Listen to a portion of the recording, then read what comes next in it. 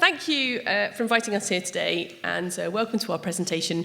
We are going to spend the next hour trying to bring together for you some of the work which the ISM has been involved with as a professional organisation, as also as a subject association. And thank you to David, because that kind of leads straight into where we're going first off, which is to be talking about some of these recent publications. I actually don't need to hold that one up, he's done it for me. So the State of the Nation report was the All-Party Parliamentary Group, which came after the report on the right-hand side here, which was a consultation on the future of music education, which some of you may have contributed to because it was across ISM membership and across music education more generally, bringing in the views of musicians and music educators on music education and looking forward to the new National Plan for Music Education and the where are we now, if you like, and then from that also formed part of the State of the Nation, which I'm going to talk to you about in just a moment. First of all, I'm going to hand over to Martin, because obviously I'm Ali and he's Martin, and we're going to introduce some of the other things that we're going to be talking about today. Thank you. And I'm really pleased that the projector works, because this is one of those great moments when you think, what do we do if the projector doesn't work? There's a number of resources which we have co-authored, which are available from the ISM website, and there are some hard copies out in the foyer related to education and assessment. And there are 3 very nicely coloured ones there, 2 of which are available in hard copy, and one of which is so academically fascinating you can only download it. So that's the orange one, which is in the middle. But it's important to say that we've written these in a spirit of trying to be as helpful as possible, because there's an awful lot going on. May you live in interesting times. So, if you cast your minds back in terms of music education history, then we go back to 2010, 2012 and the Henley Review. Then we had music education hubs introduced in 2012, and I can feel myself saying, gosh, was it only really 2012? Then the national curriculum was revised. Then we had an expert subject advisory group for music established. Then EBAC was sort of reintroduced with Progress 8, more on this later. Music was not in the Russell Group list of facilitating subjects, that caused a big furore. There was a big reduction in initial teacher education music target numbers and people who are going in to teach music in schools. The Ofsted, you can read all that, and so the focus on the EBAC, hence the rather nice poster over there on the right. Then the Key Stage 4 overhaul, new GCSEs, dramatic increase in academisation. That has an impact, which we'll talk about again later.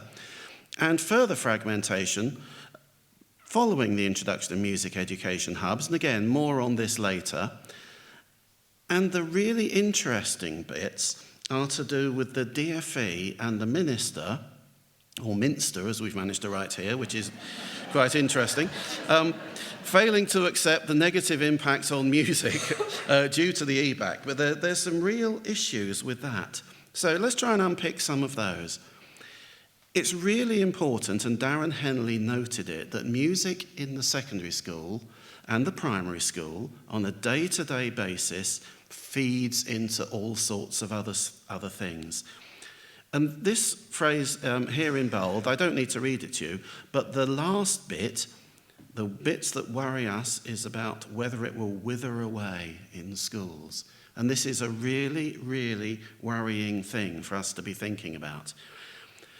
So, in the case of what's the right hand and the left hand doing, the government commitment to music education appears to be high. And Nick Gibb, the Minister for Schools, has said that high-quality arts education should not be the preserve of the elite, but the entitlement of every child. We have some interesting thinking here to do with the national curriculum being compulsory in maintained schools, and Ali and I can keep you quite happily amused for hours over lunch telling you what that actually means, but it doesn't quite mean what you think it means in terms of where does the national curriculum have to be applied, where is it, who has to do it, what's going on, and where is it going on. And yet actually the statute is quite clear. We also have a national plan, and again, more on this later. I'm going to keep saying more on this later. But we have the idea of a national plan providing a template for high-quality music provision throughout a pupil's education. And it has all sorts of very noble and very worthy and very worthwhile aims about equality of opportunity. And the phrase at the bottom, all schools should provide a high-quality music education as part of a broad and balanced curriculum. And we have spent many happy and some not so happy hours deliberating on some of those words. Because what does should mean? At what stage should you do something? And I can quite happily stand here as somebody who should lose weight. I'll just leave that floating out there. So what does access and equality actually mean? And for all of our kids, and we're talking all of our kids, school is the only place where all of them are entitled to a music education. And it worries us a lot. If schools do not give children a sustained music education through the curriculum, it becomes the preserve of those who can afford to pay. And we think in times of austerity, there's real issues with who can afford to pay. And this worries us hugely.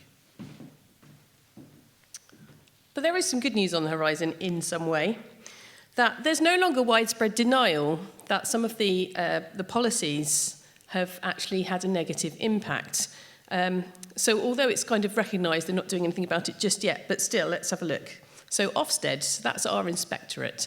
So they recognise that there is a problem with art subjects being stopped early in schools. More on that later. But basically, they've noticed that some children don't have any opportunity to study art subjects. Now, our presentation today is called Trials and Tribulations, and the question is music education for all. For us, music education is for all, and as Martin said, that has to happen in school.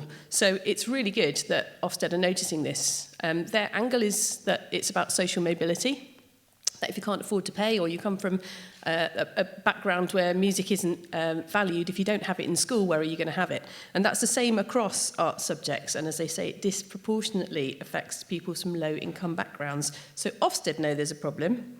DCMS, the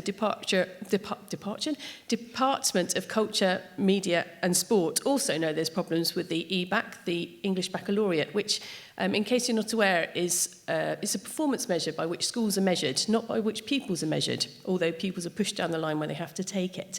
And it completely excludes the arts. So the important thing, as far as they're concerned, is it links with the Russell Group list of facilitating subjects, which is why that's so problematic. So that's music, is excluded, but you have maths, English, geography and history, modern foreign languages and sciences. But they know there's a problem, and they've also talked about it. Even the Department for Education know there's a problem because they recognise that their policies have also got unintended consequences. And so, they're saying there is a real and legitimate concern that the curriculum has narrowed because arts are excluded in schools because of the EBAC. So, our big three organisations, if you like, they kind of all agree that that's a problem. And we were warned a long time ago because when the new national curriculum was originally constructed, the 4 names you see at the bottom were the people at the time in charge of constructing the new curriculum. But 2 names on that list, Mary James and Andrew Pollard, they actually kind of effectively threw their toys out the pram before it was published and said, no, I'm distancing myself from this because they could see the direction of travel and they didn't like what they were seeing. And so they said in 2011, this EBAC thing that you've brought in, which they then kind of did a little U-turn and then brought it back with more vengeance, is having this impact on pupils. So they've known about this for a really long time and before the curriculum was revised. And even Ofsted's new music lead knows it's a problem. And she said, the take-up of music is low and getting lower. School leaders, for all sorts of reasons, and it's not for me to make those judgments, she says, but for a variety of reasons, some of which may well be measurements from the DFE, means that somehow it's falling by the wayside. So we have all of these people who know that there's a problem, and the solution we've been given so far is a model curriculum. I rest my case. So, the things that they're kind of that are in the way are still getting in the way. And schools are trying to please systems. Now, with my colleague, Duncan McCrill at the University of Sussex, we've been tracking what's been going on in secondary schools since 2012, and we can see this decline. And this is just one of our quotes. We've got over 700 and something teachers who've been involved. And they're saying, in this particular case, and many cases, that children are being steered towards the EBAC. And they're not allowed to take music GCSE. That is, if music GCSE is actually available for them to take. And here are some more quotes from them. So this one here, basically, there weren't enough. 12 children taking music wasn't enough, so they ditched it. In the first case, they've got less people taking instrumentals. So the reason this affects everybody, and the reason we say it's time to work together, is that we recognise that in the room today we have people who come to music education from lots and lots of different perspectives. And this is our collective problem. And these are our collective issues, and we have to find collective solutions. Because if you don't have music in schools, you're not encouraging children to learn to play an instrument, to sing, to get the joy of music, to be involved in music. And you can see the impact that that's having. The view that head teachers are running scared from Whitehall because of the performance measures, and that is absolutely the case. You know, schools are measured on things which are outside of their control, you know, and that's, if they don't follow that, that's a real problem for them. So just to look at year 9, which is age 13, 14, and it used to be, if you like, the last year of compulsory curriculum before it split into you would take your options. But what we've noticed over time is that in 2012-13, 84% of schools have music provision, and by 2018-19, it was only compulsory in 47.5% of schools. So that means by 2018-19, more than half the candidates who were going through the school system were not able necessarily to take music because it was optional in those schools and often very heavy-handed. So that's one issue. We also asked teachers about whether any of the changes around the EBAC in their schools had caused them any problems. Were they positive, neutral, or negative? And as you can see here, a massive percentage say that it's causing them negative issues in their schools. So the current EBAC situation, it's on the back here, is that the EBAC itself is a failing policy. So this is really interesting because what you see on the left-hand side is that it's stable. Around 38% of students are actually taking the EBAC, and that's not growing despite everything that they're trying. Some of that's to do with modern foreign languages and not being able to attract teachers. But what you see on the right-hand side of this is that actually the number of children passing it is distressingly going down. So it was around 24%, then it was around 21%. This year, it was around 16%. And that's a really interesting figure because this year the government weren't going to release how many students had actually passed the EBAC. They came up with a new performance measure instead, which measured it in a completely different way. And then actually, I don't know, I'm not sure if it came out through Freedom of Information or another way, but then eventually came out the figure of 16.7%. But, you know, there is a new measure in place now, which is actually far worse in a way because it's around an average point score, and I won't bore you with the details of how that is. But as you can see, things are getting worse. I suppose on the upside of that, if you looked at it, it'd probably take 4 more years at that rate for nobody to be doing it, at which point maybe they will be taking it seriously. So I'm going to pass it to Martin to talk about the next key stage. I think it's important to emphasise that if you're familiar with baccalaureates in an international situation, this is nothing like that. This is a measure of schools, not a kid's qualification. This is a way the government can measure schools, teaching the subjects they want the schools to teach. And I think it's really important we emphasise that, because as Ali has said, people, children, young people, kids, are being advised away from music, and schools aren't running music groups. Key Stage 5 is the 6th form, if you're not familiar with the new currency. So in old money, this is lower 6 and upper 6, and music is the fastest disappearing A-level subject in 6th forms. And there is a number of stats here.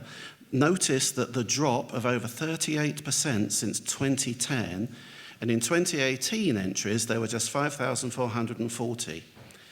In 2017, A-levels were decoupled from AS levels, that we had AS levels which you took at the end of the lower sixth, and then what used to be called A2.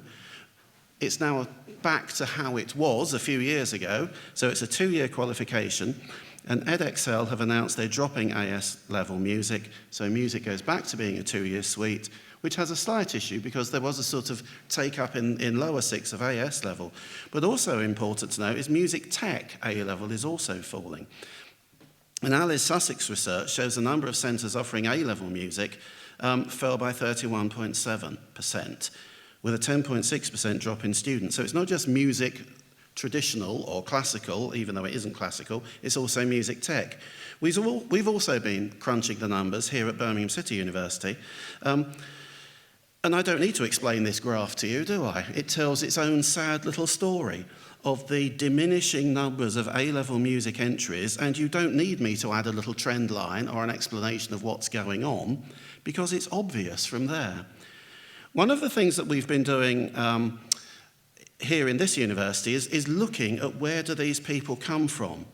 Now, we have concerns about elitism, but this isn't to say that we're going to knock our chums in the independent sector, because what's great for them is look at how the difference between A-level entry centres in the independent sector, which are in orange in the chart on the left, compared to the state sector, rack up when you compare with the population.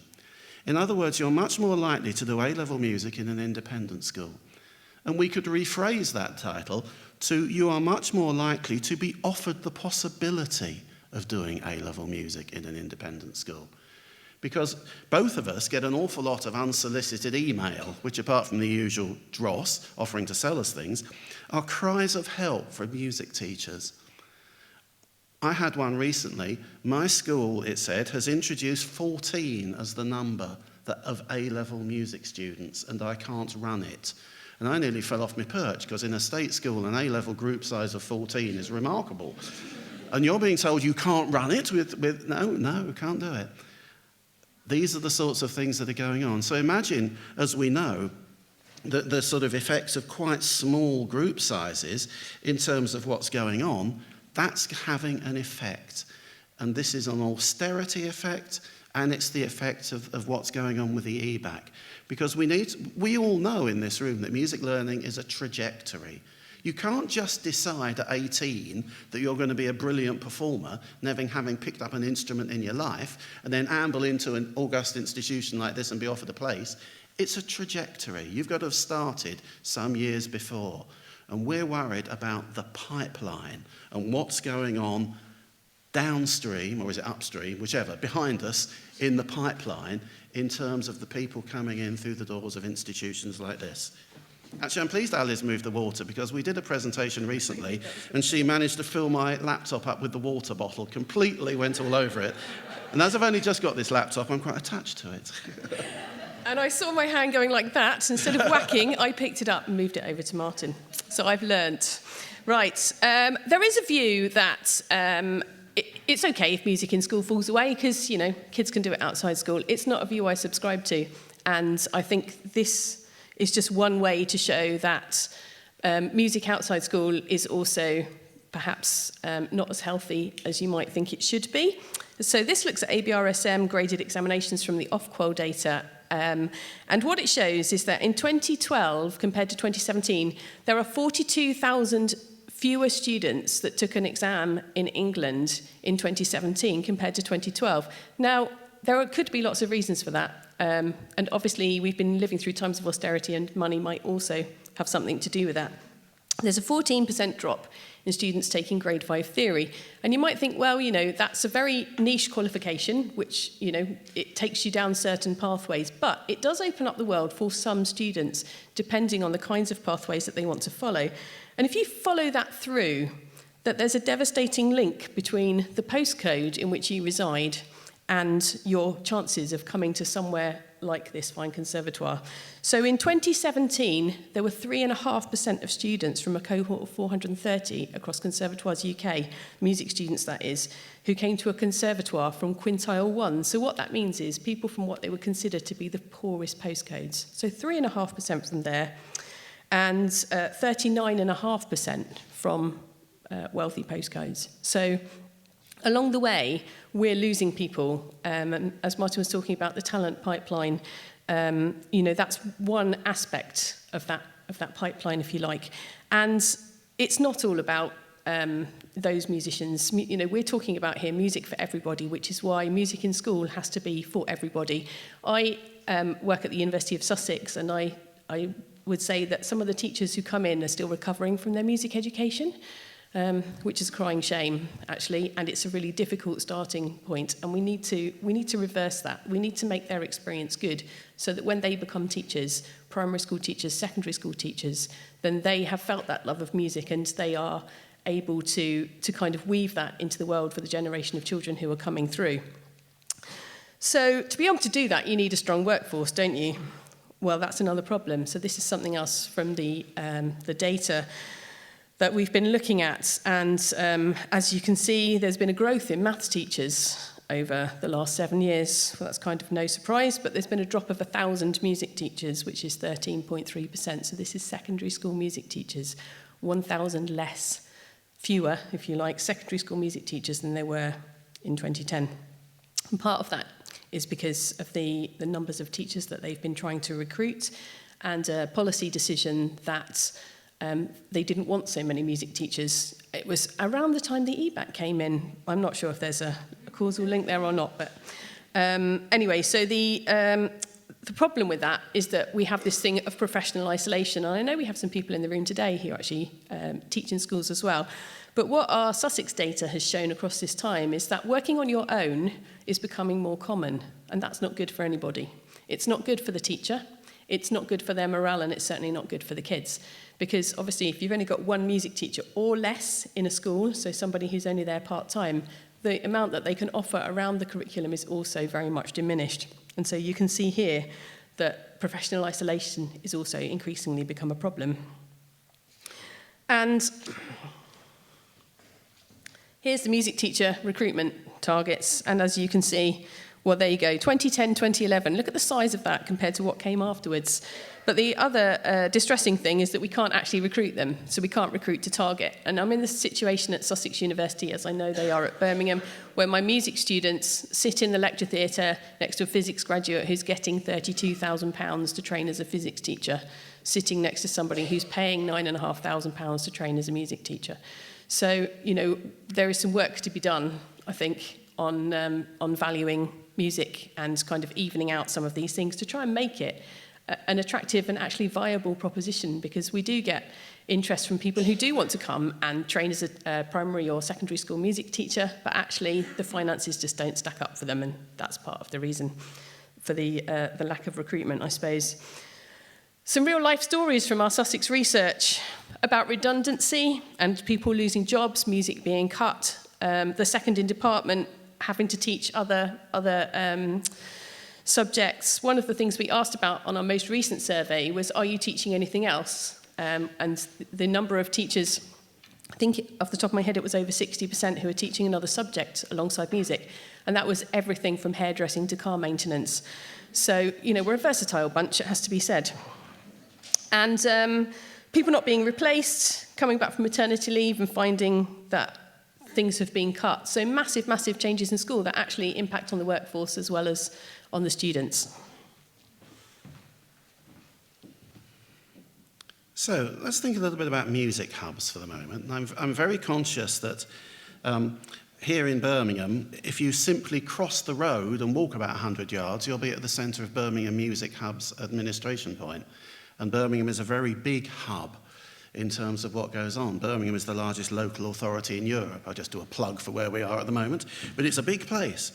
But what can hubs do? Because one of the things that we have at the moment, our hubs are being charged with what are called core roles and extension roles. And it's interesting to think about the ways that these work. And there's all sorts of interesting facilities going on that hubs are providing opportunities. And there's all these words on there on the left of things they have to do. These are the core roles about providing opportunities, ensuring clear progression routes are available, and having a singing strategy. Then there's extension roles as well, things they should do, offering CPD to school staff, particularly in supporting schools to deliver music in the curriculum. And you've seen from Ali's slide a couple of slides ago that in many schools, a secondary school music teacher is the music department in that school. Now, they may well get visiting instrumental teachers, peripatetics coming in, supplied by hub/music service, but they're often very isolated. And so it's really important that CPD is offered, if nothing else, a chance to have a cup of coffee and a natter with somebody in the same situation as you are. We know all about instruments and the problems with instrumental loans, and so that's there in hubs as well, as is the notion of high-quality, large-scale experiences and all sorts of things going on in the ways that we can do that. Now, once again, I'm very aware that having sort of made a point about Birmingham, it's relatively easy here. But I also know that in certain parts of the country, it's not quite that simple. You can't just cross the road and be in a conservatoire.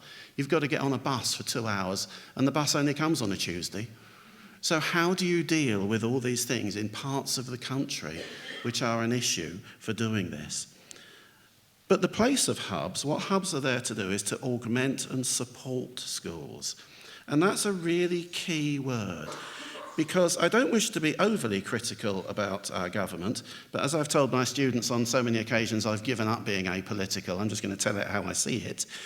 Often, if a question is asked in Parliament about music education, there is a confusion between what's going on in schools and instrumental teaching and learning. And sometimes there'll be a question about what's going on in schools, and the answer will be, we're providing £75 million a year to music hubs. Well, hold, that's not the same thing. And so what we really need to do is disentangle some of the ways in which music education is working. And this citation here from government departments talking about hubs delivering an offer that reaches beyond school boundaries and draws in the expertise of a range of education and arts partners such as local orchestras, ensembles, charities and other music groups. Again, in a city like Birmingham, I sit on the board of the Birmingham Music Education Partnership. We have this institution, we have the CBSO up the road, we have Birmingham Contemporary Music Group. We can all get in one room and talk about it. I know from my work out in, apparently there are other parts of the country, I'm told, that this isn't quite as simple as it is in Birmingham. And so we really need to be thinking about the offers and the availability of what is going on all over the country. And I think that's a really important point to note. I spent many a happy hour last week drawing a picture. And this is it. So I apologise for how good it is, but it did take me a long time. Because when I was trying to think about how do I explain, if it needs explaining, the way that music education is organised in England, and I'm going to be very England specific. So I'm just moving away from Birmingham slightly. So here we have, on the left, the idea of what's going on in schools, the national curriculum, whole class ensemble tuition, or WISIT, or wider ops, or first axis, or WICIT, or whatever you call it, moving through to GCSE, BTEC, A-level, etc. That's the bit that kids should get, and free at the point of delivery, and that's important. Then it moves a little bit hazy as we go to the other side. Extracurricular music making in schools may or may not be free at the point of delivery. And as we move across, it gets more and more that it may not necessarily be free at the point of delivery. And this is significant because we've talked in the past about how music could be becoming an elite activity. And I think it's really important that we recognise that that is an issue. And I'm happy to stand here with somebody of my age who came through the system where it was all free, and I'm sure if it hadn't been free, my parents couldn't have afforded it. So without what was going on back then, there's the pipeline in action. I'm a product of that system, and I worry about the equivalent of kids in schools nowadays who might be denied that because for genuine reasons their parents cannot afford it. And we know about austerity, we know about 0 hours contract, we know about problems with renting, we know all of these things. There are issues that affect our kids, and I think that's really important. So can hubs do more? What's going on? This is money. £320 per year is a lot of money for some people. Actually, it's a lot of money for most people, I venture to say, unless you're Jacob Rees-Mogg. So there's huge amounts of money being involved.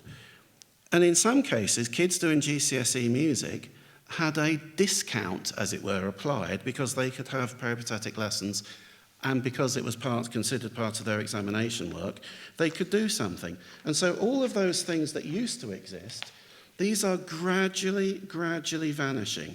And I think there's some real issues with the ways in which we think about that. I haven't managed to lose page 6, which is really good. Oh, it's on the back of page 5. How novel. So what we need to do is we need to think about what we are doing fiscally as well as philosophically. So as we come towards the end of this really cheery part of our presentation, I wanted to bring this up, which is something that was from the ISM Future of Music report, which Deborah and her colleagues at the ISM put together. And I absolutely go with this, that there's absolutely no question that teachers up and down the country are working really, really hard to try and make music education the best it can be, existing in their own little bubbles and working as best as they can against systems which, quite frankly, are working against them. And, what they're really asking for is for people to listen and to take action, and for a strong music education for all, finding solutions. And this quote here came to me via email, one of those unsolicited emails, having read not that report, but the State of the Nation report. And this chap said, "Let it not be said that nobody knew," which actually has really resounded with me, because the ISM has really championed standing up and kind of, trying to call people out, really, for the things that are going on in music education.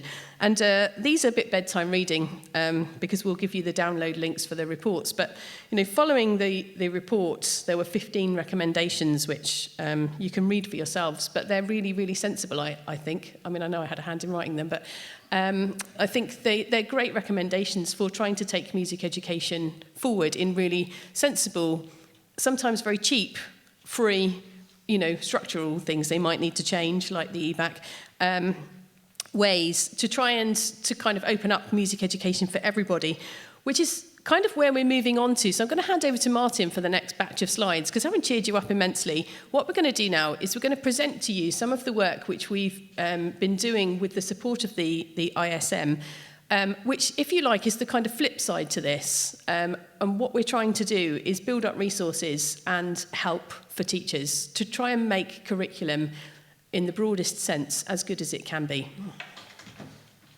And I think it's really important that as academics, we don't just comment on things. And I know there is a view of academics that we sit in our ivory tower, throw another bundle of essays on the fire and ring for a sherry. But what we're trying to do is to be helpful. And so the 3 publications I mentioned earlier are available, and they're freely available. And we keep saying more on that later, but more on that later. So deferred gratification is clearly the order of the day, but there will be.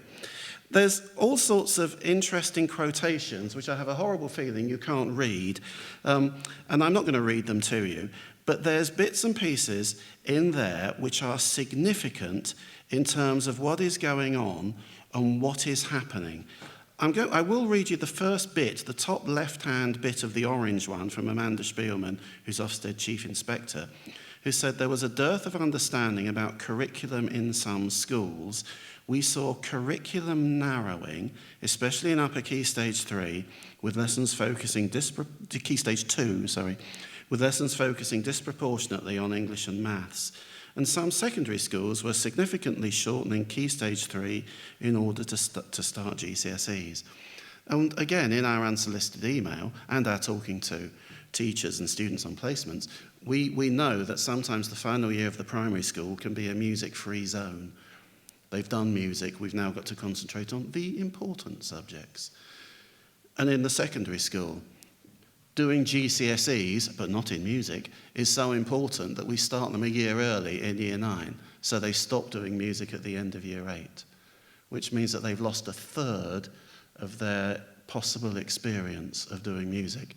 There is a knock-on to that, which means they've lost a third of the teaching time, hence a reduction in teachers is also possible, which in some schools is seen as a good thing because we can then save money to mend the roof. So there's some issues in terms of what's happening. But what is curriculum? We're currently in a bit of a sort of gap because we have a model music curriculum which is being written elsewhere, and we don't know a great deal about it. But what we can say is that curriculum is an issue. It's not simple and straightforward. Here are some definitions. There's one from our colleague John Finney, there's one from Magna Espeland, and one of Magna's statements there is really important. Knowledge is the basis of power, and power produces knowledge. Curricular reforms are examples of a process where there is a close connection between the production of knowledge and power. And that's important because the placing of hegemony, in other words, the valorization of different types of music, is important in the way people think about it. And we need to think about what's going on. Who's included, who's not included. And so there's some questions that we think it's worthwhile to ask about who makes the choices about the music education offered in your settings. Those of you that work in education, many of you might be instrumental teachers, private teachers, whatever. Who makes the choices? Within the hours available, what's the learning that you're seeking?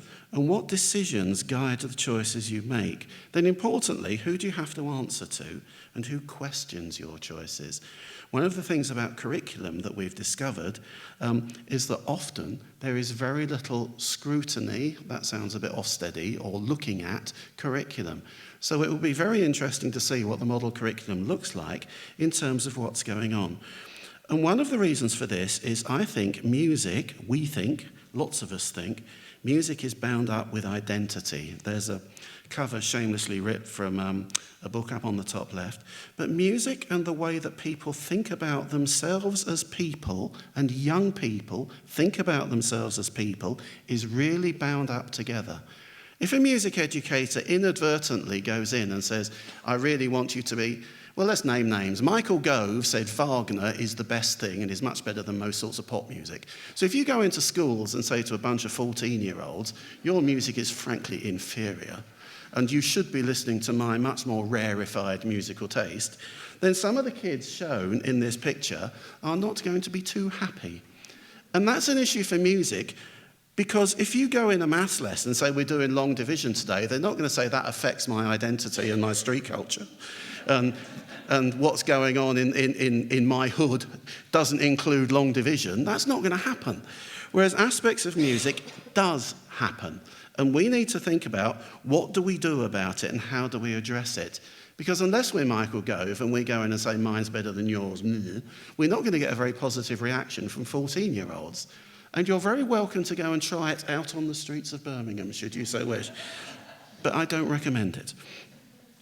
So, Ruth Wright, knowledge that finds its way into schools as the music curriculum is never neutral.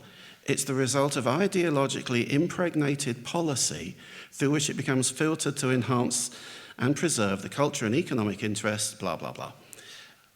Is this what we want? Now, we all here have tastes in music that we are going to say, yes, we think are significant. Are we prepared to say that other things are clearly much less good?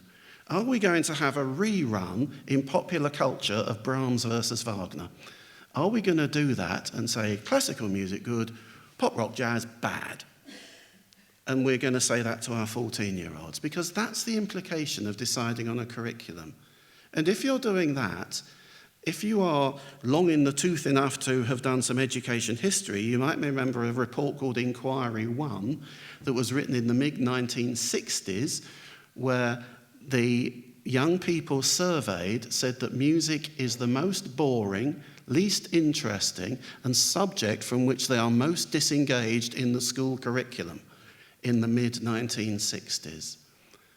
I don't want to revisit those days. I don't want to have a curriculum that the kids say, I'm really disengaged from, because I want to be able to pick the kids up and take them somewhere else. In the words of the great 19th century piano educator, Mrs. Kerwin, start from where they are and then take them to the related unknown. And I think that's so important, and we've got such a lot to learn rather than some of the things that we're doing. There's a whole range of types of knowledge that we can be thinking about, and these matter in music because we've got a lot of knowledge to deal with. And some of our colleagues in knowledge-rich curriculum schools need to be dealing with that every day. And we have all sorts of knowledge. We know about declarative knowledge, things that we can declare, that we can say, procedural knowledge, the procedure of playing, of performing. This is a knowledge of how to, the understanding how and why, concepts, reasons, effects, principles, then attitudes and values. We know that music can promote all sorts of good things away from music, empathy, caring, social issues, moral issues. All of these can be encompassed in music in ways that maybe long division can't quite do. So we need to be thinking about these and these different types of knowledge. And one of the ways that this is represented quite often is in terms of the spiral curriculum, which is something that was produced originally by Brunner, again, many years ago. And our chums at Charanga have produced a spiral curriculum of their own, which is rather nice. And it shows the spiral ascending and moving up as all sorts of things happen in the way that learning develops. And the idea of it being a spiral, you move up and down. As you do something new, you go up it a bit. Then you try something that's really outside your comfort zone, you go down it a bit and you've got to have another go. All sorts of things are there. Spiral curricula have a really long history in music, and so we wrote our own. So this was our spiral curriculum take when we produced the resources, and I can safely say it took an awfully long time. It's a relatively simple and straightforward diagram, but we were, the ISM kept us locked away in a cupboard for many hours and wouldn't let us out until we'd produced something that was relatively coherent. This is our take. SMSC is social, moral, spiritual, and cultural, which are key terms in school education. Critical engagement is our take. We wanted to do more than just listening.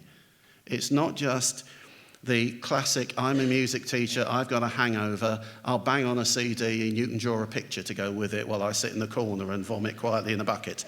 It's not that sort of listening. This is critical engagement really enveloped into what they're doing. And so again, this is our spiral, this is our way of thinking about progression up and down. So another thing we've been thinking about quite a lot, again, thanks to the support of the ISM, is about what does it mean to be a musician, and how does well-being and mental skill kind of get involved in this? And I'm not just talking about for what we might consider to be elite or getting towards elite performers. I'm talking about musicians of every skill level and trying to find ways in which they can also become kind of more mentally healthy, if you like. So it's just a little plug, because the idea of this, if you thought of the idea of a spiral with your own students, how much, if you like, emphasis do you put on technical, physical, interpretative and mental skills?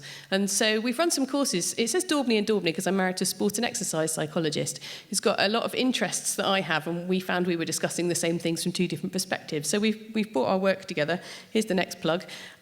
So this is also a book that we've written, which is a psychological toolkit for optimal music performance, which is aimed more at performers and adult musicians, if you like, themselves. But that came off the back of this, which is another free downloadable resource, which I know some people in the room read before we published. And it's basically a toolkit of things for you to do with students to give them help in lots of different ways over a short term, medium term and long term, which leads into, if you like, what's the planning that you're doing. But these are both available, of course, on the ISM website. Just something else to kind of throw into the mix to think about today. Also, the lovely folks at the ISM, within the booklets around curriculum, have put together some wall charts. So they're blue if you're in primary, green if you're in secondary, and we're working on something for the rest of you. But the idea of this is that you need to think about short-term, long-term and medium-term planning. So what does that look like and how does it split down? And of course, this is too small to read, but it's to try and encourage you to come and pick these up yourself. But the idea is that when you look across, you can see that we see musical learning in lots of different ways, from children talking about it from the doing. It's not from sitting down and doing a test, or as one child came up to me in a school that I was in once and said, I wasn't teaching, by the way, just observing, he said, whose batch? It was on the test. So we're looking for knowledge in lots and lots of different ways, so embodying music and what that means. So thinking about what is it that you actually want to get. So we're motoring towards the end, and I'm going to hand back over towards Martin. Towards Martin. Towards Martin. There's some really interesting things which are taking place, and some very difficult discussions. And in the documentation, we've put some big questions in, which I'm not going to dwell on now. It's some nice train reading for your way home, or reading as you're sitting around your private swimming pools and the butler's bringing you a cocktail.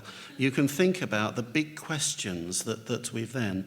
But one of the things that we're concerned about is the idea of being the producer of your own curriculum. So what is it that you're doing? What is it that you're producing? And where does it come from? And who guides it? We've already raised that issue about who do you have to answer to, because who do you have to answer to?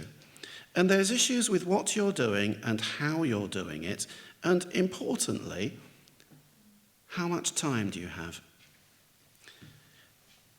Here's a picture of 10 buckets, to state the dead blooming obvious. If your music course is 10 weeks long and you have 1 hour a week, you've got 10 buckets. What do you put in each of your 10 buckets? Because you've only got 10. Because in order to put something into your 10 buckets, you've got to leave something out. So what do you leave out, and how much of whatever goes in do you put in to fill your 10 buckets? Because that's all you've got. And for music education, that's really important for us to think about. Time, despite whatever Stephen Hawking has told us, doesn't contract elastically. We only have a finite amount of it. And our concern in some of the materials is about assessment. So what should assessment tell you?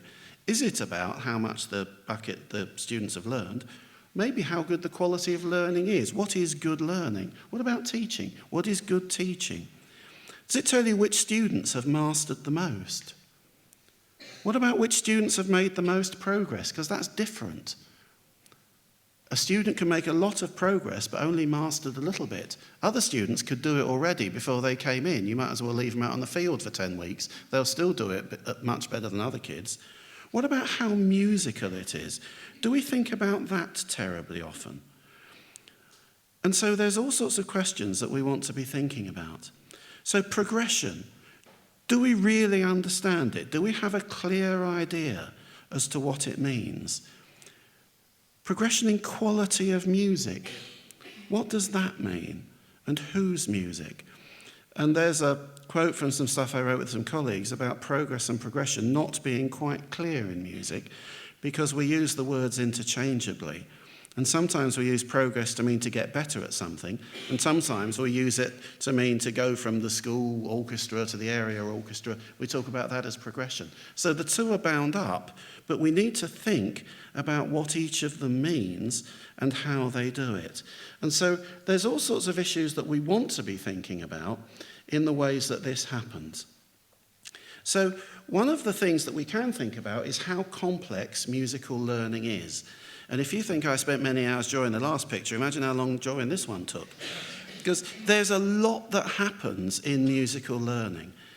And I'm not saying this is exhaustive or correct or even vaguely good, but it's trying to think about what is going on in musical learning. And we have a whole raft of things leading to musical understanding and instrumental proficiency, and often they're bound up together, but not necessarily. And all sorts of things going on the left, from instrument-specific skills, composing skills, all sorts of other things, SMSC that we've talked about. And how is it evidenced? How do we show that people can do things? Because we also think about the ways in which they're being shown that they can do them, and that's quite complex, because each of them will progress at a different rate. And that's why thinking about the ways in which learning is being undertaken matters, because progression happens differently. Quick bit of revision. Formative and summative assessment. Formative is essentially in the moment, and is looking forward to help pupils with what they're going to do now and next. And summative assessment looks back on past achievement. And those are important distinctions, and we think that formative assessment's really important, but we also think music teachers have always done it really well because we're really used to it. So in schools, there's often a big drive of we've got to learn how to do formative assessment. It's like, hello guys, step into your music department. Because, that kind of in-the-moment assessment that we have to do to help musicians to kind of move forwards is really, really important. But what's really crucial, as it says at the bottom of this slide, is the quality of the comments and the feedback given. So when you just go, yeah, that's great, that's not good enough. What bit was great? And what do they need to do next? So kind of thinking about the quality in that formative sense of the feedback that you give. So a little while ago, the ABRSM helpfully came out with this model of different formative assessment methods used by instrumental teachers.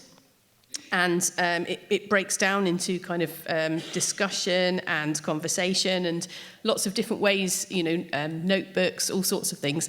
So for instrumental teachers, it's actually quite a good, a little bit more bedtime reading to go and have a look at on this. If you're teaching in a school, have a look at Assessment in a Week, where we break down about 60, I think, different types of formative assessment and how that might be used to kind of explode, if you like, some of these things.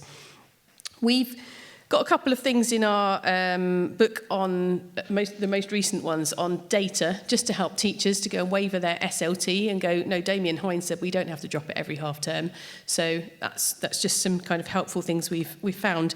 But we're going to move on just in the last section to look at one other title, which Martin's going to take over.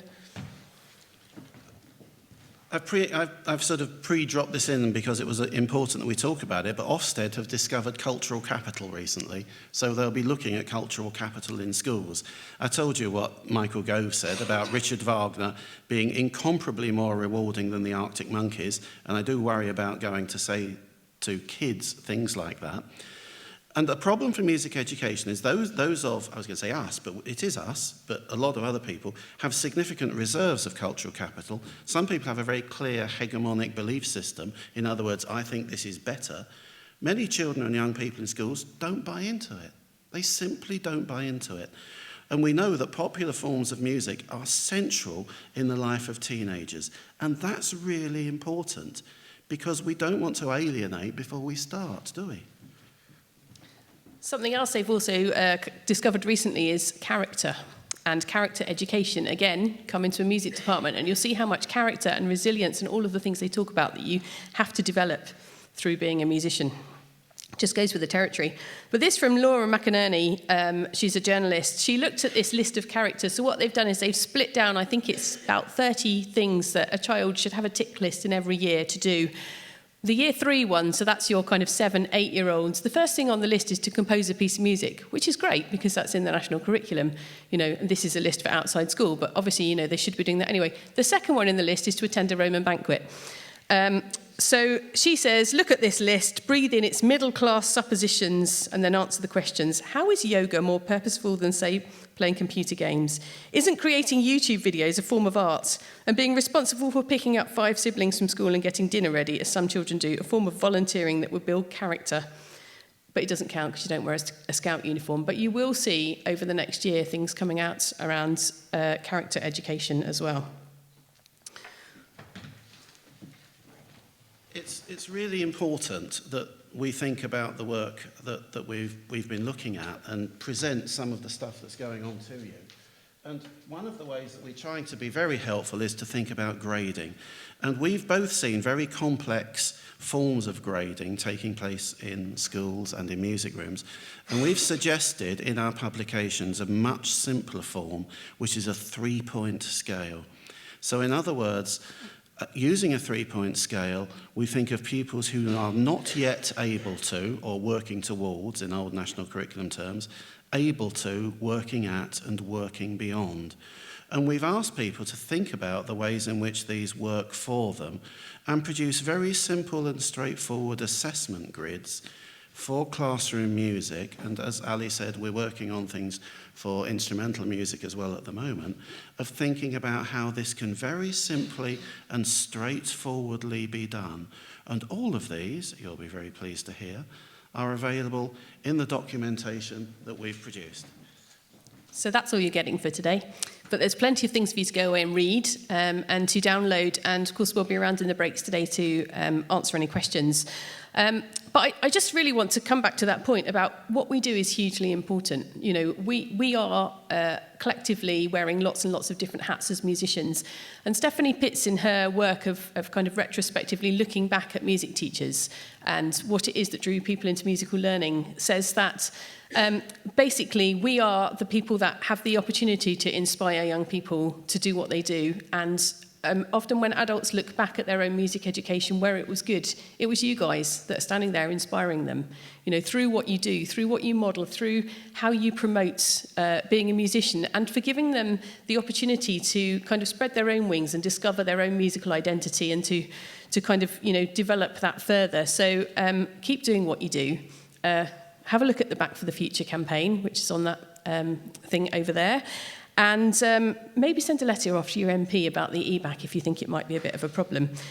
So just one thing to leave you with is that we've written these resources and basically we make no money out of them. So if you like them, use them. If you don't, throw them away. That's absolutely fine. And we think it's really important to point that out to people. Because, you know, in this day and age where everything is kind of on a traded model, you go and buy things, curriculum or whatever. The idea of these is they're not a solution. They're a set of tools which give you solutions to go and help your pupils to kind of, you know, be the best musicians that they want to be, whatever that may be, whether they're hip-hop artists or whether they're like young Lauren that we saw earlier today. So, yeah, go and download and have some bedtime reading from them. Thank you very much.